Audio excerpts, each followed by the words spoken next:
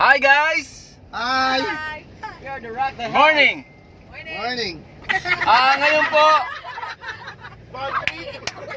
welcome bawat isa. Alright, so ngayon po guys, pupunta po kami sa Tarlac. Doon sa may Kapas yun, di ba? Kapas. Alright. Tapos, kita-kita tayo ron pagdating namin, okay? Ganun agad eh, no? Tinapos ka agad. Punta kami ng Prayer Mountain. Alright! Yung Prayer Mountain na yan guys, i-explain ko lang, no? Parang ano yan, parang pwede kang manalangin doon.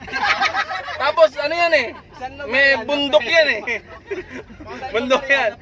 Kaya, oo. So guys, kung gusto nyo nang ma-refresh yung spiritual status natin, nanghihina tayo, the best to guys, try natin to. Kaya ngayon, kasama namin... Magkano ba dyan? Kaya ngayon, kasama namin si Brother Aple. Ople pala, Ople. Si Brother. Oo, ang tunay niyang pangalan, Blas. Kaya ayan, yung driver namin. Yan ang pogi naming driver. Grabe, the best. Okay guys? So, mamaya kita-kita. Tinatapos. Mamaya kita-kita tayo. Pero kami muna, ha? Okay.